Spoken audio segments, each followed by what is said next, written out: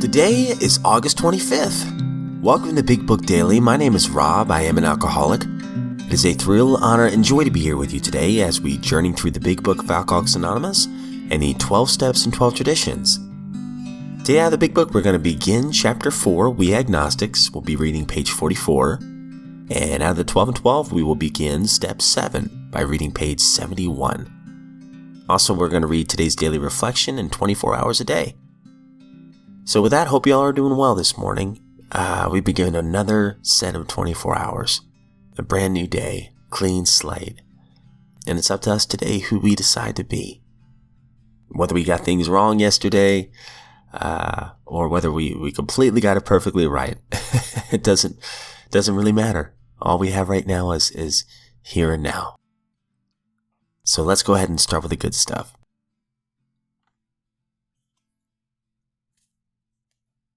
Out of the Big Book, we're on Chapter 4, We Agnostics, page 44.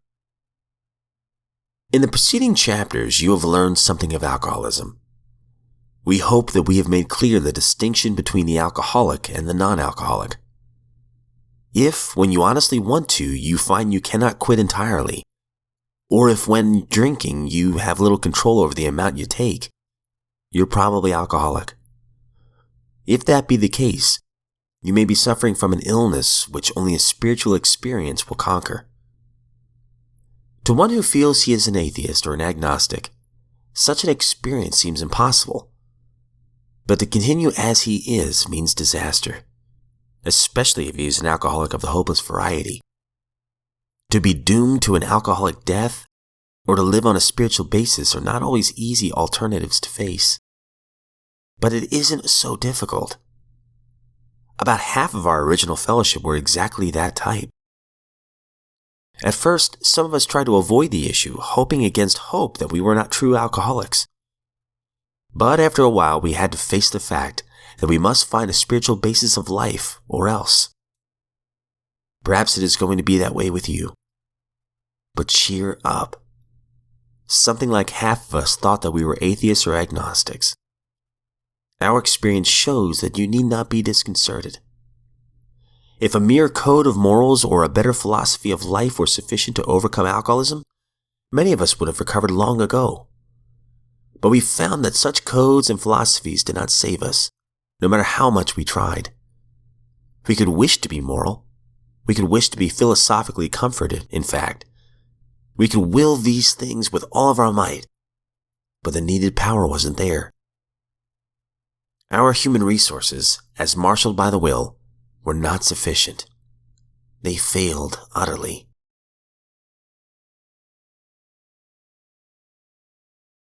And moving over to the 12 and 12, I apologize here, guys. I think I said we began Step 7. No, we are continuing Step 7. We'll be reading 71. But Step 7 says, humbly asked him to remove our shortcomings. Page 71. Certainly no alcoholic, and surely no member of AA wants to deprecate material achievement. Nor do we enter into debate with the many who still so passionately cling to the belief that to satisfy our basic natural desires is the main object of life. But we are sure that no class of people in the world ever made a worse mess of trying to live by this formula than alcoholics.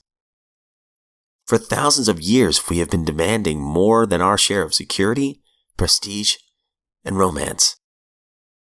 When we seemed to be succeeding, we drank to dream still greater dreams. And when we were frustrated, even in part, we drank for oblivion. Never was there enough of what we thought we wanted. In all these strivings, so many of them well-intentioned, our crippling handicap had been our lack of humility. We had lacked the perspective to see the character building and spiritual values that had to come first, and that material satisfactions were not the purpose of living. Quite characteristically, we had gone all out in confusing the ends with the means. Instead of regarding the satisfaction of our material desires as the means by which we could live and function as human beings, we had taken these satisfactions to be the final end and aim of life.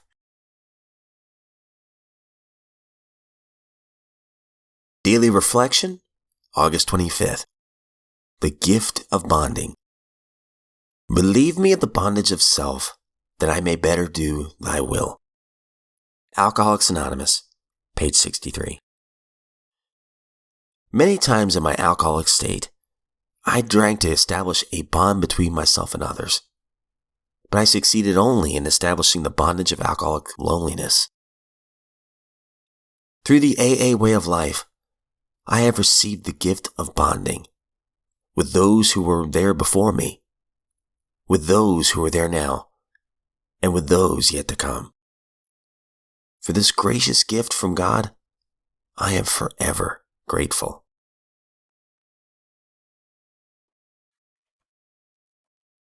"24 hours a day, August 25th. AA thought for the day. Unless we discuss our defects with another person, we do not require enough humility, fearlessness, and honesty to really get the program. We must be entirely honest with somebody if we expect to live happily in this world. We must be hard on ourselves, but always considerate of others. We pocket our pride and go to it, illuminating every twist of character and every dark cranny of the past. Once we've taken this step, withholding nothing, we can look the world in the eyes. Have I discussed all my defects with another person? Meditation for the day. Never yield to weariness of the spirit. At times, the world's cares and distractions will intrude, and the spirit will become weak. At times like this, carry on, and soon the spirit will become strong again. God's spirit is always with you to replenish and renew. None ever sincerely sought God's help in vain. Physical weariness and exhaustion make a time of rest and communion with God more necessary. When you are overcome by temporary conditions that you cannot control, keep quiet and wait for the power of the Spirit to flow back. Prayer for the day. I pray that I may not ask or act in the midst of emotional upheaval. I pray that I may wait until the tempest is past. All right, my friends, that concludes today's reading, and boy, do I love the 24 hours a day. I love this. At times, the world's cares and distractions will intrude. Doesn't say might intrude, will intrude, and I can agree with that. The spirit will become weak. At times like this, carry on, and soon the spirit will become strong again. That reminds me that we go through seasons. There's going to be seasons of complete joy, and there's going to be some seasons of frustration. Each and every day, has its own set of challenges, right? But what's cool about it is, even when we're going through a hard time, we're getting stressed out, that's just an opportunity to cling to our higher power, to pray, to work the program, right? So it's not a question of if these hard times are coming. They're coming. If you haven't run into any hard times, a friend of mine would just say, keep on living, because it's coming. But we also have a way that we can seek comfort. And it's right here, as the reading says, God's Spirit is always with you to replenish and renew. None ever sincerely sought God's help in vain. That tells me that He's ever present. He's ready to renew us. Physical weariness and exhaustion make a time of rest and communion with God more necessary. So if anything, it's a blessing when we go through hard times, because we're reminded that we're not always in control, or we're reminded to pray and cling to our higher power and have a stronger relationship with our higher power. But I love this. When you are overcome by temporary conditions that you cannot control, just keep quiet. And in my mind, I think, just relax, keep calm, and wait for the power of the Spirit to flow back. I used to have a friend always tell me, this too shall pass. Just relax, Rob, this too shall pass. And it does. I look at my old journals from years ago of things that I was worried about, and guess what? They all passed. The God of my understanding got me through them. And I don't even remember what they were now.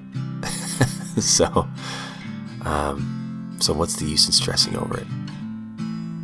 Easier said than done. But hey, it's progress over perfection. So with that, I don't speak on behalf of AA or NA or Al-Anon or any other sect. I'm just a friend in recovery, and I'm really grateful you're here.